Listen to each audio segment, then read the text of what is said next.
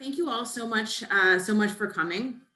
I'm really pleased to be able to host this webinar on vaccine implementation and what is working. And I'm just extremely excited. We have 4 really fantastic panelists who are going to tell us about what is working for vaccines in their settings. And these are all people who've really been very successful in doing vaccinations. So very, very briefly, we have Josh Geballe, who's going to talk about what Connecticut is doing. We have Michelle Aregood and LaZell Hammons, who are going to talk about what they're doing in the Southcentral Foundation in Alaska. We have Clay Marsh, who's going to talk about what's happening in West Virginia. And we have Amy Schectman, who's going to talk about her work in the Two Life communities in Massachusetts. So I think it will really be a hopefully very useful conversation to hear kind of what's working and also what kind of challenges there are. So I am mostly going to totally defer to the panelists. I'm just going to introduce them and let them do their thing, and then we'll have a little bit of a discussion at the end. So without further ado, let me introduce our first panelist, Josh Geballe. So Josh is currently serving as the Chief Operating Officer for Governor Ned Lamont. He's responsible for the executive branch operations of 25 state agencies and 30,000 employees, providing essential services in Connecticut. He was appointed to this role on February 27th, 2020, which sounds like probably not the most relaxing time to take on a new job. But I think that we can agree he's done a really fantastic job. Prior to joining the Lamont administration, Josh spent 18 years in the private sector. He holds an MBA from the Yale School of Management and a BA from Yale University. I think most importantly, I will mention that that Josh and I went to elementary school together. So that's really all you need to know. Josh, I'm going to leave it to you to share your insights from Connecticut. And I'm going to turn off my video and we'll hear from you. Okay, great. So thanks, Emily, for the invitation. Great to be with you and to talk a little bit. Josh, can you turn on your video? Sorry. Yeah, I'm trying. It says unable to start video, so someone may have locked me. But I will stop talking I will start talking while someone else maybe can, oh, here we go. Great. All right. So, so thank you, Emily, and thanks for the invitation.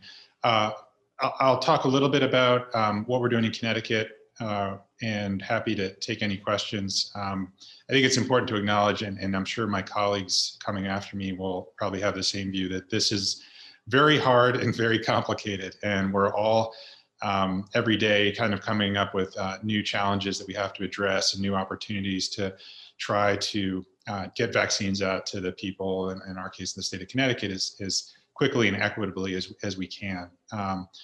In Connecticut, what we've been trying to do from day one, actually going back into the summer as we were starting to plan for with hopes that we would have vaccines available soon, was to try to strike a balance in our strategy. And if you think about two extremes and how you could approach this, one extreme could be, let's just call it micromanagement, right? So really strict rules, very fine-grained guidance about who becomes eligible, that when, fines for providers if they, don't exactly follow the rules, very tight control.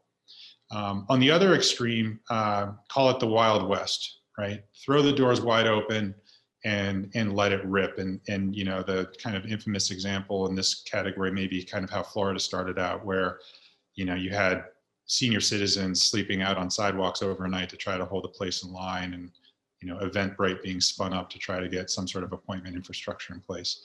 So our goal throughout has been to try to find a balance in between those, where we do have clear prioritization about who goes in what order, that's informed by public health. But we still put a lot of trust and flexibility into the process and into our vaccinating providers and partners, so that they have the ability to go fast and to move quickly and to address the challenges that come up every day. And as a result of that, I think we've we've been able, we've been pretty consistently in the top 5 states in the nation in terms of the percentage of our population that's been vaccinated. And I think that's more than any other one factor probably has been, we've tried to get that balance right. Other a couple of quick things I'll touch on that we've done that I think have been helpful. Like a lot of states, we prioritized our long-term care facilities early and aggressively, recognizing that those in Connecticut, certainly, and I think most states, have been the source of the vast majority of the deaths that we've experienced in Connecticut among nursing home residents in particular, and the importance of getting those folks vaccinated quickly. And but we took a very hands-on approach. I think it sounds like in some states it was a little bit just kind of left to CVS and Walgreens. And while we work with CVS and Walgreens on that program as well, we had regular meetings with them from even before when the program started, making sure that the scheduling was aligned. Many of these facilities, they're struggling with the day-to-day, and they may not always be getting back quickly and getting the logistics worked out, but we know who all of them are. We talk to them all the time. And so helping CVS and Walgreens get the logistics lined up early on so that we're working our way through that population as efficiently as possible. And as a result, I think we were the first state in the nation, maybe after West Virginia, who did it all themselves, but I think other than them, we were the first state in the nation to complete our first round clinics at all of our nursing homes back on January 8th, and now have been enjoying the benefit of that. If anyone has doubts about whether these vaccines work or not, I'll show you the graph of cases in our nursing homes, which when we finished first dose clinics back in early January, we were experiencing close to 500 cases a week in our nursing homes. Last week we had 30. So that graph has just fallen off a cliff. And I don't think that's by coincidence. That's another, I think, key factor for us. And then maybe just the last one I'll touch on is, at least in Connecticut, we have about 200 different vaccination sites around the state run by dozens of different providers. And what we've tried to do is build upon lessons learned from scaling up of our testing program back in the spring and since then, where we partnered with providers to stand up an aggressive testing program, as many of our New England states have done.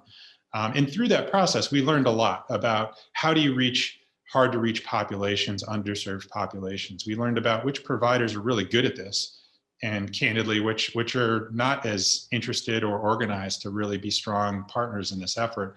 And so we've been able to go back and double down on those relationships and those techniques to try to move quickly and efficiently, getting shots in arms, but also doing outreach and mobile clinics and other techniques that I know a lot of other states are doing to try to reach underserved and most vulnerable populations in our state, which candidly, we have more work to do. I think like most states around the country that I can tell, we're all struggling in getting vaccination rates kind of at par, at least with where we are as a state in some of those communities. And we have much more work to do there.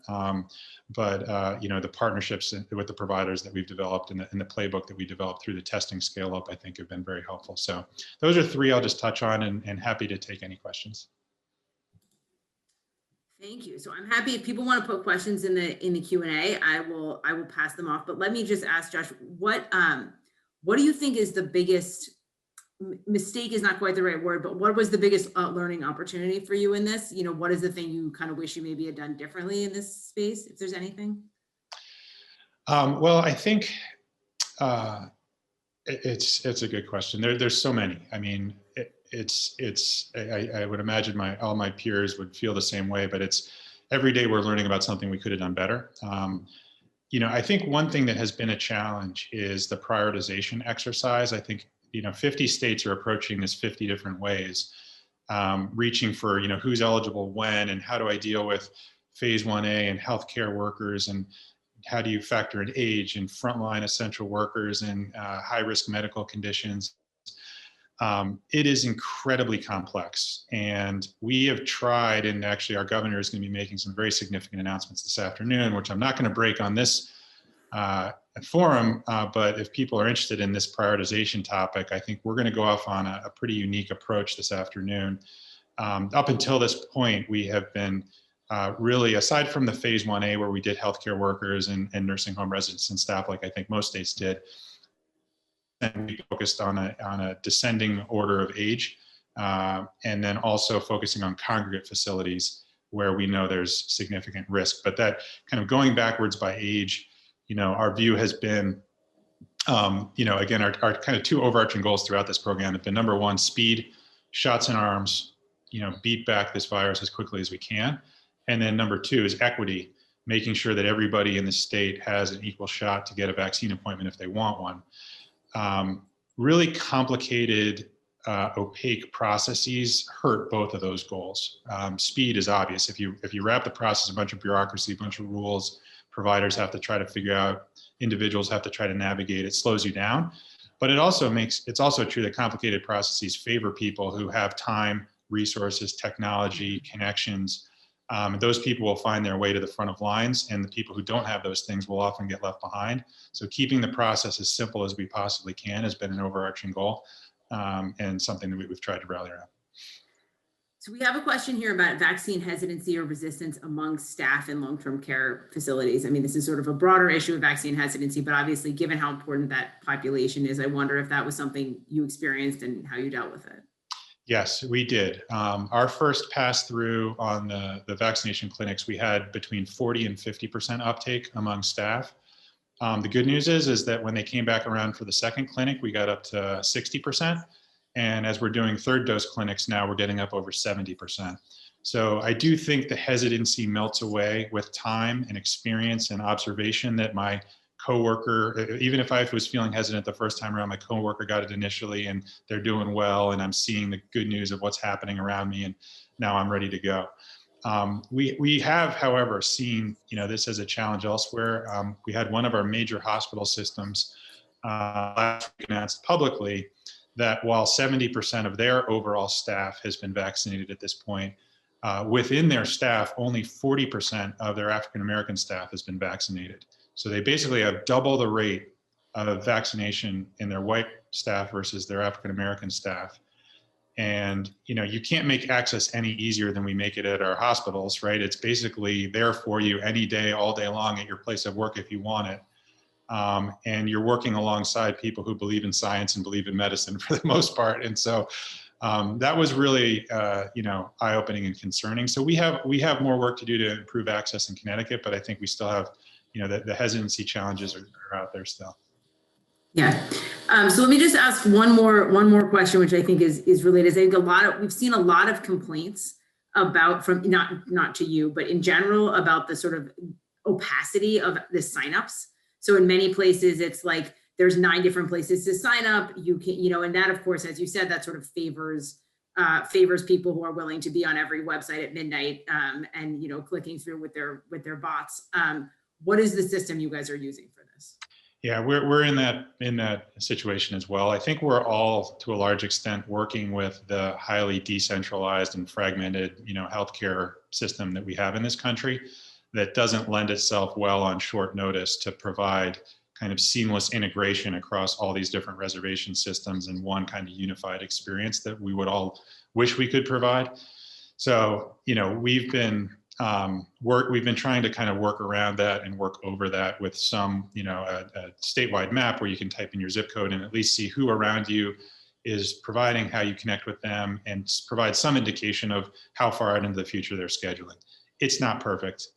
It's an area where I'm sure that we all would love to, with more time, to build a better system. But at some level, we're all working against this hospital is using a certain EHR, and we've got VAMs, and we've got people who don't have any technology, so we need to provide a phone line for them. And in Connecticut, we've got 64 local health departments. We've got dozens of federally qualified health centers. Everybody does things a little bit differently. And so, again, in the interest of speed, we're trying not to force fit one-size-fits-all solutions on everybody so that they can get their appointments booked up as quickly as possible. Consequence of that is that people do often have to hunt to find, who's got availability around them and who doesn't. Fantastic. So thank you so much, Josh. I promised you guys I would be on the schedule. So 1:15, we're moving on. Really appreciate you being here, and thank you for sharing. Thanks, Emily. So our next panelists are Michelle Aregood and LaZell Hammons. And they're joining us from the Southcentral Foundation, where we went all the way the other side of the country. They're coming in from Alaska. Michelle Aregood is the Director of Quality Assurance for the Southcentral Foundation, where she's been since 2007. She has a 20-year background in healthcare and is responsible for developing, implementing, and monitoring quality assurance. And LaZell Hammons joined Southcentral Foundation in 1997 as an RN case manager. And she was a part of SCF's initial clinical team as the organization transformed into a relationship-based, value-based system. She plays a key supporting role in SCF's Learning Institute to share the innovative ideas from the NUCA system of care worldwide. And she has a degree in nursing from the University of Alaska in Anchorage. And I'm just thrilled that you guys are here and willing to share with us some of the lessons you've learned from Alaska's vaccination. So I am actually gonna turn off my audio and my video, but I'm gonna share my screen, and you can just shout out when you want me to move your slides. Good morning. Thank you for having us today. Good morning. Thanks, Emily. And thanks for the invitation. And thank you to those of you joining for being a part of this effort.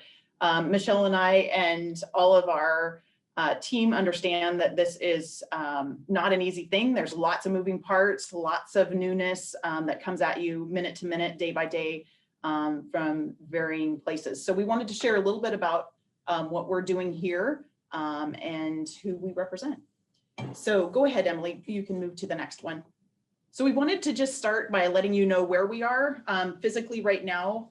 Michelle and I are in Anchorage, Alaska, and we are a part of Southcentral Foundation, which is an Alaska Native owned healthcare organization. And we serve 65,000 Alaska Native and American Indian customer owners and that live across Anchorage, our Matsu Valley, which is about an hour away, and 55 rural villages across our service unit. This is our priority audience for vaccine and our care, and we're going to, throughout the presentation today, share the other cohorts we've been able to include along the way. In our organization, we have about 2,400 employees to serve this amount of customers through our system. We'll flip to the next slide just so you know kind of the expanse of our state. So the Southcentral Foundation organization that Michelle and I work for, our service unit responsibility is in the turquoise on this map. And then in relation to the rest of the state. And then Emily, if you want to go to the next slide, we just kind of superimpose this over the rest of the states, just so you kind of understand the expanse of area that we are responsible for serving. You can go ahead and go to the next slide. So this is where Michelle and I are right now in this photo. We are on the far left of this screen in a 5-story building. And we are 2 floors above our vaccine clinic that's running right now, about an hour and a half into our morning. So these, in addition to the 55,000 customer owners that we have living in the Anchorage area, these are the additional cohorts that we've been able to expand our vaccine supply to, if you wanted to go over that. Yeah, so, you know, our primary focus is obviously serving Alaska Native American Indian people, and that's who we first rolled vaccine out to. And we're in a little bit of a unique situation because we have supply from vaccine from Indian Health Service. So we actually get to decide how we want to roll vaccine out. And in the beginning, we did roll it out via the tiers that everyone is rolling out vaccine to. And once we met those tiers, we were able to expand a little bit further at the pace with which we chose. After that initial tier was done. And so the cohorts that we expanded to and our leadership decided to expand to were employees of SCF, Southcentral Foundation, and our household members. So our household members were able to come through our vaccine clinic and receive vaccine, which was amazing. And then our partner organization, which was the Alaska Native Tribal Health Consortium, their employees and also their household members. And then our parent organization, which is Cook Inlet Regional Incorporated, their employees, we expanded it to all of their organizations. So their employees came through. And then last week we were able to, and so gratefully, we were able to open it up to our Anchorage educators throughout our city, which we're really excited to do. And then also one of our local universities, the employees there, it's a partner organization to us. And so we have recently opened it up to them as well. And so we anticipate seeing those last 2 cohorts starting to come through this week. And we're really excited about that. So Emily, before you flip slides, this is just to set the scene of this photo. On the far left is the hospital that we share the campus with. So I just wanted to point that out. You can go to the next slide. So our overall plan, like Michelle was saying, we had tiers that is very much like the rest of the nation had. So what we decided as an organization was to utilize existing resources, not, leverage the relationship that we have with customer owners and make a space so that we could be as efficient as possible in getting vaccine out. So collaboratively utilizing workforce and workspace that we already have that's working well, and then work with SCF to help prioritize cohorts that we can expand to as much as possible. So we started much like the rest of the nation, the rest of the world is doing, prioritizing customer owners from oldest to youngest. And we had massive efforts on our primary care forefront to be able to reach out, actively reach out to the folks that were on their panels that have already established relationship to say, hey, we've got this vaccine, it's now on campus. Let me tell you a little bit about it. What questions can I answer to really encourage that conversation and dialogue to help get information to people so they can make an informed choice for themselves and their families. Michelle also is responsible in her department for, of the many things she's responsible for, one of them is employee health. So we also had that roll out to our employees internally. And then close after that rollout, there was some incentives, and we'll talk a little bit more about that. Once we were able to make a concerted effort to start that process, then we also added customer owners of household members of customer owners. And then after that, household members of our employees, so that that cocooning or that bubble could be extended to protect the folks we're responsible for. As we had supply available, we added cohorts that we mentioned earlier, and then we've leveraged social media, always can room for improvement. So we're not perfect at it, but leverage social media to help get the word out. And, a little bit about that social media, we've worked closely all along the way and still are today with our PR department. And they really are doing a lot of stuff that helps us dispel myths about the vaccine and help with vaccine hesitancy. They have a whole series of things that they put out for us. And that we've really seen what Josh had said earlier in his presentation. We've seen some of that hesitancy decrease through time as well. An example might be, in the beginning, it was slow for some of our employees, but to date, we've seen about 70% of our employees vaccinated so far. And to date, we've vaccinated almost 20,000, I think just shy of 19,000 individuals, and just shy of 30,000 immunizations for first and second dose in just a couple of months through this clinic. We'll go to the next slide, Emily. So you asked about lessons learned. These are some of the strengths that we were thinking of. Collaboration, communication. Those are always things that will help any effort that you're trying to do. So really trying to do that as best as possible. Using teams that are already established, clinical and non-clinical, to come together and make this vaccine clinic go live and continue to staff it. Prioritizing cohorts, we had the help of our leadership to do that. And then also we have feedback from customer owners. We have a very live feedback loop from customer owners to be able to influence our process and make that better. In our vaccine clinic, one of the ways that looks is we actually have, while people are waiting in observation, we use that time to not only schedule their second dose, but to get their feedbacks. We had surveys that went out, and we've been able to get that along the way. One nice thing about the feedback is every morning when we huddle with our team, so our vaccine clinic staff get here at 7:15 in the morning, and by 7:30 we do a huddle with the whole team, and we read some of the feedback, the positive feedback from the community members or local leaders in the community, or people who have come through, customer owners who have come through the clinic. And it's just very inspiring, and it helps us all remember why we're here, because these are very challenging times. We're working 12 or 15 hours a day in this clinic. And so it is really nice to remind us why we're here and why we're doing this. Some of the incentives for pursuing the vaccine, I just threw one up on the screen here, is a Facebook post that I found this weekend. And it's Our PR group is doing an amazing job to help, like Michelle said, get the message out, dispel myths, but also kind of inspire. Different people are motivated by different things. So every week, PR has arranged to have a drawing, and anyone that wants to post on social media that they got their vaccine can post and be entered into a drawing to win something for the first 8 weeks. We may extend that for the first 8 weeks for sure. So this is an example of one of the winners and the post that we had for what they won for that particular week. The other thing, there's incentives that was given to staff was shortly after the rollout, there was incentive given to have PTO, 8 hours of PTO or paid time off for employees for each shot that they got. They can't get more than 2, but 8 hours for each shot that they got for the COVID vaccine. The other thing is just kind of the fun factor. We like having fun where we are. One of the things just that can kind of help kind of be calming in the observation area. We have some spa music. We have some really pretty landscape videos that are going in that space, you know, just make it as comfortable as possible.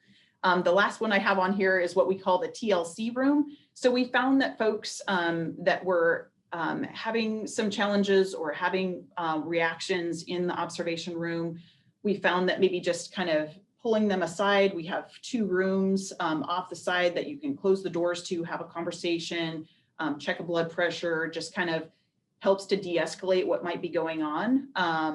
And we have med kits available to the extent that is needed. So just some space that we've learned along the way to implement to make things go as smooth as possible. And then, as we all know, you know, if you feed them, they will come. So staffing, you know, LaZell spoke about using our existing structure to stand up this clinic. And that can be challenging, obviously, during the pandemic when we're all tired and people were working at the top of their hours already. And so we feed people every day. Every day we have lunch brought in for folks. And so that has been really nice too. Our SCF is very generous and very, our leadership is very aware that it's helpful for people just to know that they don't have to worry about that when they're coming to the clinic to be working like this. So we do that every day as well.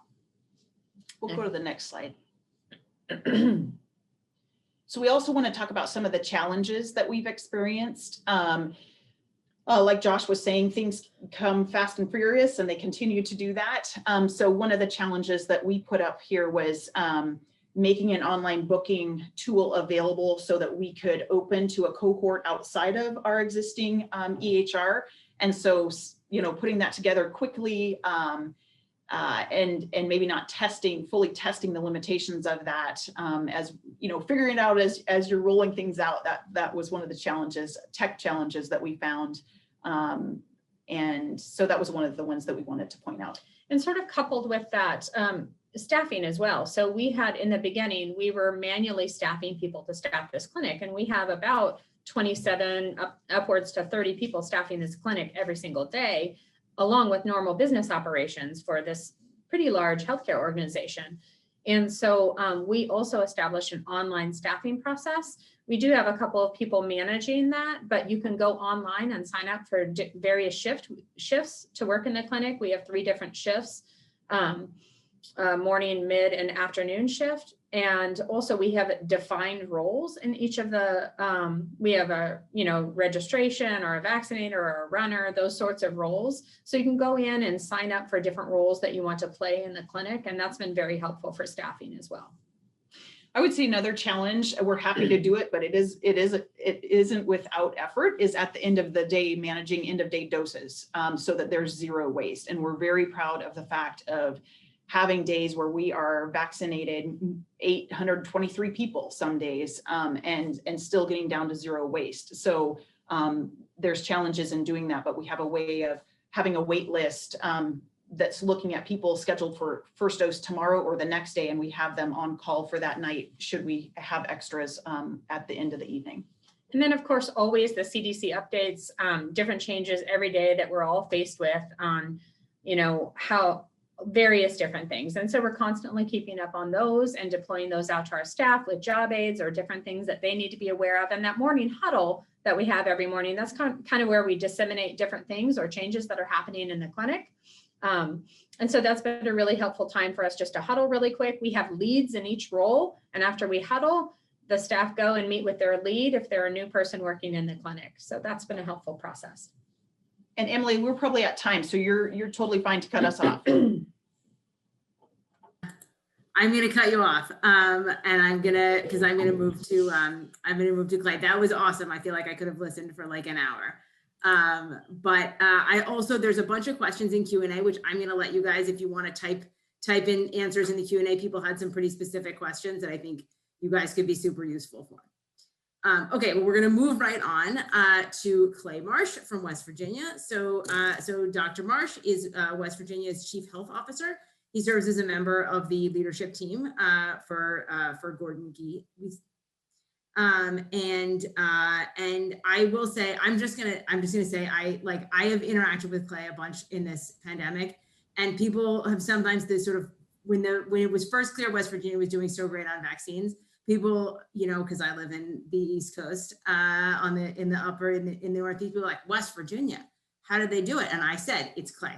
I promise you, I am the least surprised that this has worked out. So Clay, with that introduction, can you please tell us what you're doing? Thank you, Emily. And I'd first like to congratulate the other panelists. To do the work that you're doing is really God's work. So let me talk a little bit about what we've done in West Virginia. So just as a real quick background, West Virginia was ranked by Kaiser Family Foundations as the most vulnerable state going into this pandemic. We're the third oldest state. We have some of the most highest level of death rates related to heart disease and cancer, smoking in minors, smoking in pregnant women. So we went into this pandemic having many, many problems. But what we do have, which has been a godsend, is we have a community that will work together, that works for a culture of service, of altruism, of community. And I think that that's been a key. So when the governor asked me, my day job is at the university, but asked me to help coordinate the COVID response, we started to look at our own epidemiology data and national data to come up with our prioritization scheme. And you've heard other states and how they did it. But I want to at least give you the idea about how we've gone about coming up with our strategy. So as we looked at our own data, we figured out going into the vaccine distribution part of COVID-19 that our average age of somebody dying in West Virginia is 77 years old. The 77.5% of our folks that died of COVID-19 were over the age of 70, 92% over the age of 60, 97% over the age of 50, and half of our deaths occurred from our nursing home residents. So as we went through our prioritization scheme, looked at the Advisory Committee on Immunization Practices, recommendations CDC, we also prioritized healthcare and nursing homes in 1A. But then as we looked at our other essential workforce, we leaned to the over 50-year-old part of that workforce because of our epi data suggesting that 97% of our deaths was over the age of 50. And we quickly pivoted to our older population because our number one priority, and this is one of the keys that we got really simple, number one priority, save lives. Number two priority, maintain capacity in healthcare and function in healthcare and in our community business sectors. And so as we looked at that, then we very quickly started to focus on how we could immunize our nursing home population, our essential workers, and our elderly. And as we did that, we started to look at COVID, as we have done the whole time, as a black swan event. And this is a term that was given by an author, Nassim Taleb, where he talked about rare catastrophic events that cause huge stresses on all of our systems. And so as we looked at this event, we then knew that we couldn't figure out cause and effect, but we had to set up our approach to be a rapid learning cycle so that we could find out, as we tried new things, We knew we would fail a bunch. We hoped to be safe and not hurt anybody, but we wanted to fail forward and fail fast. And we also then wanted to set up what Stan McChrystal had written about in his time as the commander of the Middle Eastern troops, a team of teams. And so we really wanted to congregate all of our expertise into one group, and that we put under the direction of our National Guard, our logistics experts, and we call this the Joint Interagency Task Force. And on this group, we have 15 sectors represented by experts, and each one of these sectors is vertical sectors. And we sit around the table and we start to look at the distribution and allocation of our vaccine and our priority scheme. And in these sectors includes our hospital association, long-term care association, local health departments, federally qualified health centers, our business interests, our primary care association, but also FEMA. And I'll talk about the federal pharmacy program because we received some focus because we did not initially activate the federal pharmacy program. And people ask why we didn't, and it wasn't some master stroke. It was really just tasking members of this task force, or the most expert, the director of the Long-Term Care Association, along with our representative from our pharmacy board. And we asked the question, how do we most quickly get shots in the arms of all of our nursing home residents and staff? And what we found out was that West Virginia, as opposed to maybe bigger states where big chain pharmacies like CVS and Walgreens are all throughout the state, in West Virginia, we had about 250 pharmacies, of which about half are locally, privately owned. So the two sector leads came back and said, we think it would be better to distribute the vaccine between smaller, private, and family-owned pharmacies that penetrated a lot of our rural parts of our state, because West Virginia is a state with 44,000 square miles, I think, 1.8 million people, size of a kind of a moderate city, and the population very distributed. And so we thought that that was the better move. After we decided, we went to Dr. Patel and General Perna at Operation Warp Speed, told them, they said, hey, that makes a lot of sense for West Virginia. We think you should do that. But instead of killing the federal pharmacy program, just don't activate it, which we didn't. And now, since we have activated the federal pharmacy program in partnership with Walgreens, because now we're getting additional doses for citizens of West Virginia. And so as we started along this route of having privately owned pharmacies and family-owned pharmacies, we also took advantage of the relationships that were pre-existing. So we got an uptake of about 85% of our nursing home residents and about 65% of our staff as part of our first wave. And because we had these relationships, we were able to finish our first vaccines in the arms by December 31st, 2020, and second vaccines in arms by the end of January. So we ended up being the first state in the country to do both. And because of our focus, not only on our essential workers over 50, but in our elderly, we have been able now to vaccinate 170 or 150,000 vaccines in the arms of our over 50-year-old or over 60-year-olds, I'm sorry, of which there's about 350,000. And we have finished second doses in the arms of about 75,000 over 60-year-olds.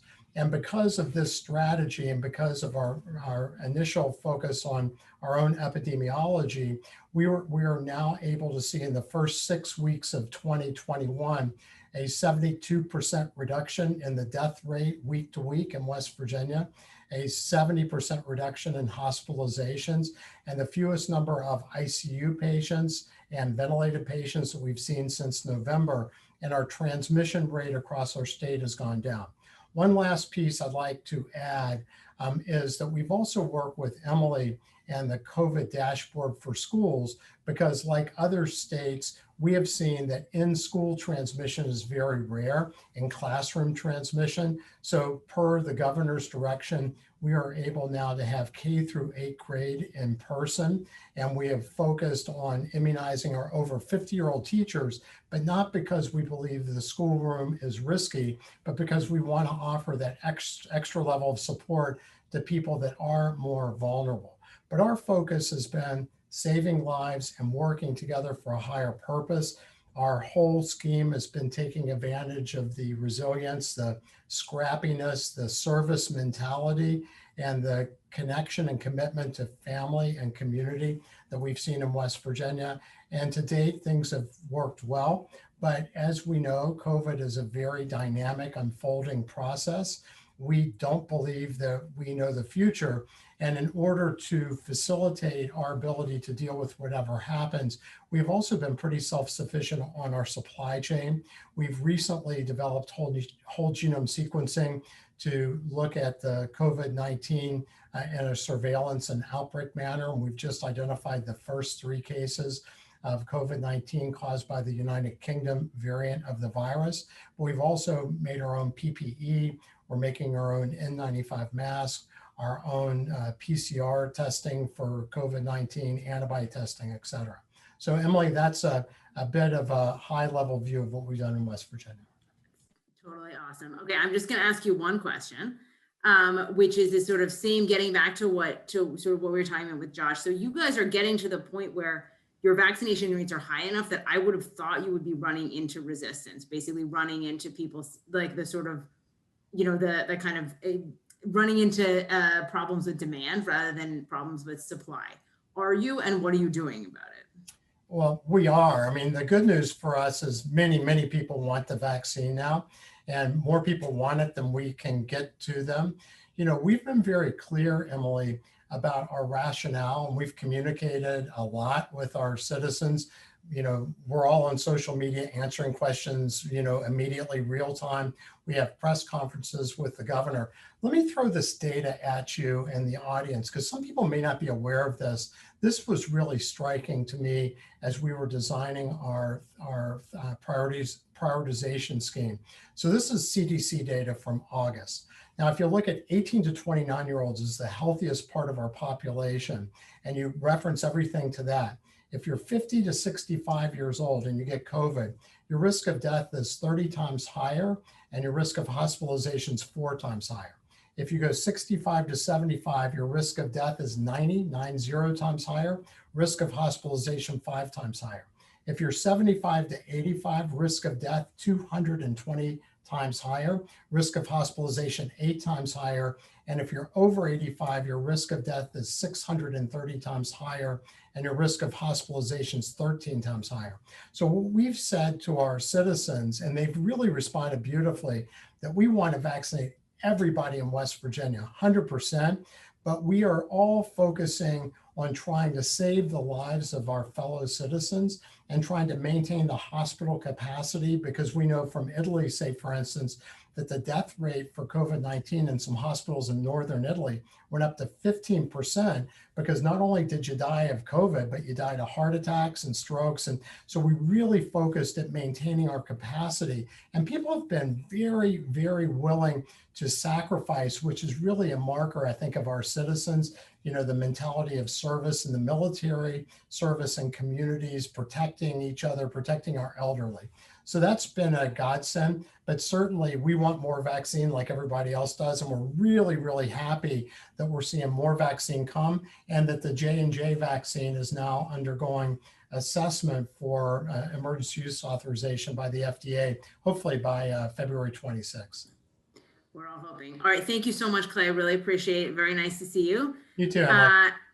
And we will now hear from our last panelist, Amy Schectman. So Amy is, let me pull up my, Amy is the president and CEO of the Two Life Communities, where she's been for 10 years. And before that, she was the head of public housing and rental assistance for Massachusetts. She's worked across the public and nonprofit sectors. And I think that's a great, it's a great segue from Clay, because she's going to talk about the challenges and the promise of vaccinations in more elder care. Is that what we call elder care communities? Amy, that's probably not. No, we're not saying that anymore. Okay. Senior Sorry. housing. Senior housing. All right. So Amy, please. Thank you. Thanks. So let's talk about a whole nother scale that we work at, because I run Two Life Communities, which is an organization, and our mission is that every older adult will have the opportunity to live a full life of connection and purpose in a dynamic, supportive environment. We call that aging in community, and we do it with a laser sharp focus on affordability, meaning we only go where the market fails. As a developer, owner, property manager, and direct service provider with 1,323 apartments on 5 different campuses and 210 units about to start construction, or 300 more the next year. We have each side inform the other side. And all of our housing is for people with too little income to be well served in the marketplace. Just to give you a feeling, the median annual household income in our portfolio is $12,072 a year. Our goal is to vaccinate 100% of our residents and staff. We won't quite get there, but we're getting close. Now, we are part of the federal pharmacy partnership program, and we're assigned early to CVS as our partner. Our first task became getting the state to agree to release us into the phase 1 of the federal partnership program, and we combined efforts with 80 other nonprofit affordable housing owners to try and get that to happen. We were successful, so we started vaccinating in January. We run on-site clinics at each of our campuses. And in order to make the most of this opportunity, we do all the work so that when CVS comes in, literally all they do is put shots in arms and make sure nobody needs an EpiPen or anything like that. As of today, today's our last of our 2nd clinics, and the 3rd clinics will be quickly to follow. But because we have a captive cohort, it's easier to plan on who's coming and when. The first thing we did way back last year is we hired our own epidemiologist. That's not a typical function in housing, but we felt that COVID was so extreme, and our state was not offering any testing programs at all. So we had to design our own COVID testing program and ultimately our own vaccine program. So that ended up being a really smart move. Emily had asked me to talk about what I think contributed most to our success, or is contributing since it's still underway. And I think, Josh and Clay both referred to relationships as the key. And I think I would say I would underscore that as much as I can. We have quality and a commitment of our on-site staff that I think is unparalleled, although it sounds like Clay was talking a lot about that in West Virginia. At each campus, we have what we call resident service coordinators. I hate that title because I think it underplays what they do. But they know every single one of our residents well, and they've been calling every single one of our residents every week since last March when COVID really started. So they know them well. They've been offering free meals, free groceries, laundry service, mail delivery, anything they need to stay safe. And so that relationship built over time, which of course was built before COVID, but reinforced there, was really helpful. We also made the decision very early on to go door to door, as opposed to bringing people down to a central location. To get ready for this, we had, again, one-on-one, our staff call every single resident, and always a staff member who speaks their native language, because we have a lot of different languages in the building, and ask them to sign the consent forms explaining why. Most of the time, people didn't do their own consent forms. They did their consent forms by talking on the phone to our staff member, having our staff member fill in all the information, and then we just brought it up for the signature. We also collected from every one of our residents their insurance cards, made copies of both sides, so that all of the stuff would be ready for CVS when they came in. So that made it easy. We also, the next barrier we had to overcome was CVS, as part of the partnership program, required us to enter all this data from the consent forms and the insurance cards into their portal. And their portal at the beginning was crashing and it was really hard to use. So our chief technology officer designed a special application, and it makes it really easy to enter the data. And then he collects all the data from all the different sites and he uploads it onto the portal, and then he can better handle any computer glitches that happen. And that was a really important process for us. The next thing we did then, we scheduled the shots on each floor. You know, this floor is going to be at 10, the next one at 10:15. And before the CVS team got there, our teams would go hallway to hallway, knock on each door, make sure everyone was sitting at a chair in their doorway, ready to go. So then when the CVS team came up with the cart, with our staff, all they had to do was boom, boom, boom, go down the hall. And we followed them. So we preceded them. We also followed them with someone with a 15-minute timer. So we could always go back and say, okay, you've had your 15-minute period of watching. Now you can go back in your apartment. So the CVS didn't have to be worrying about that. We've been talking a little bit about resistance. So we did a series of public service announcements on our television station, our YouTube channel, our Facebook page, and also phone calls to every single resident in a reverse 911 system. So we did them in all of our different languages. We had trusted staff members on the PSAs, including me as the president, doctors from area, nurses, and our own epidemiologist. We also had a lot of letters and a lot of one-on-one phone calls as we started to market or sell the vaccine. And that has been slow. I call it retail politics. We really almost convince people one at a time. Emily had asked what are the biggest mistakes. I wish we had realized a little earlier how much resistance there would be in certain parts of the community. And so we could have been earlier and a little more aggressive. We also started recently, and again, I wish I'd done this earlier, site to site. So while our site staff knows people at their site, we've started to say, well, maybe we can help you at the other sites. And that's part of this ongoing learning process that I've heard that Clay was talking about, I guess all. In terms of, I really related a lot to Josh's point about the dilemma between wasting shots and being fair. And for the most part, we've had a really good balance with CVS at all of our sites. There was one site where they had 6 extra doses. And we said, what we've been doing is we keep a standby list of people who are qualified under the state priority at that time. We're not going to go around the state priorities, but aren't one of our residents or staff, so that the minute they tell us, oh, we'll have 3 or 4 extra doses, it's all by proximity. We can get someone there in 15 minutes. And at all the other clinics, the CVS team went along, and there was one clinic where they said, nope, nobody who wasn't prior registered can be on. And that felt really sad to us. So I'll just kind of summarize. At the end of the day, today is the last of our second clinics, as I mentioned, so I don't have all the results yet. But I know that we will be above 85% participation rate in every single one of our sites. And I'm pretty sure we'll be at or over 90% in all of our sites. One of our sites is at 100% and another one at 95%. And our staff compliance is about 90% as well. So the constant attention to detail and to each person's concern and needs, and the combination of expertise and personal relationships, I think has made this go really well, and I'm really proud of what we've been able to accomplish. Yeah, it's pretty amazing. I had one question, because something we sort of talked about before. I know you guys had a very robust testing infrastructure to begin with. Like, you had sort of, even before the vaccine, you were doing a lot of testing. How important do you think that was in terms of both generating trust, but also just in terms of managing the logistics on your end?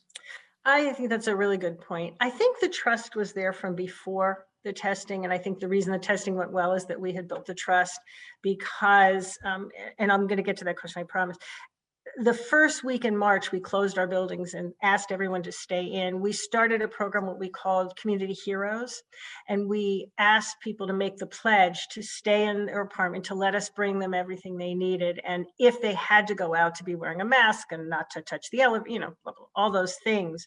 And we had mass participation, and they got we had an artist design a placard for their door for Community Heroes. So we started right from the start to say, you're our partners in keeping everyone safe. And you're not only keeping yourself safe, you're actually keeping your neighbors and your community safe. That was the foundation of trust. Then we wanted testing, and I have to say how frustrating it was that we couldn't get any testing from any public sector. It was all, so we ended up purchasing it and doing partnerships with MIT and other universities to get the testing in our building. I think that raised awareness, and I think that was another reminder about how serious COVID was. That statistic about 85 and older being 630 times. I can't even tell you how many times I said that and how many letters I put that, remember if you're over 85. So we used a lot of statistics, and having an epidemiologist on staff to help us with that. So the testing, I think it did do a lot about learning about door-to-door logistics, because we did do all the testing door-to-door. And so we did have the experience of going through all of our buildings on a door-to-door basis that the testing provided for us. All right, thank you so much, Amy. I really appreciate you being here. So let me just I'm very committed to ending my webinars on time.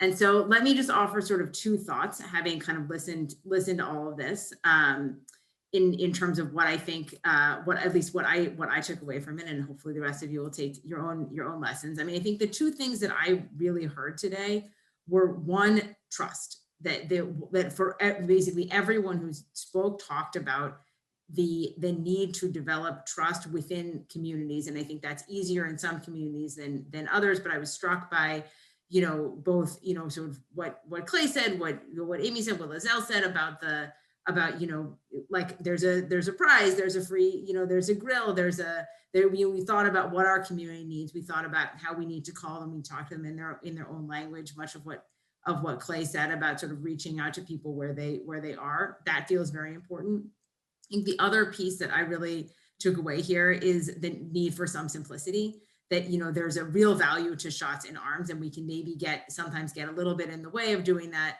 with trying to sort of do things in a complicated way. But of course, at the same time, given the differences in age vulnerability and given the equity concerns, you can't just, have everyone sleep on the street, as Josh said, and wait for their vaccine. So that's not quite the right way either. So, it seems like there's a little bit of a balance there, and the trust issues kind of overlay all of this. So I think everyone could turn their, I know Josh had to go, but all the panelists could turn their video on so we can say thank you, or so I can say thank you. So I really appreciate you all being here, and I really appreciate everybody who listened. Yes, mask up, very important. Thanks, guys. And we will be distributing the recording of this, so everybody can feel free to share it. We'll send it to all the participants and obviously to all the attendees, and hopefully you can share widely so we can get this information out and get everybody vaccinated as quickly as the participants on this webinar. So thank you all so very much.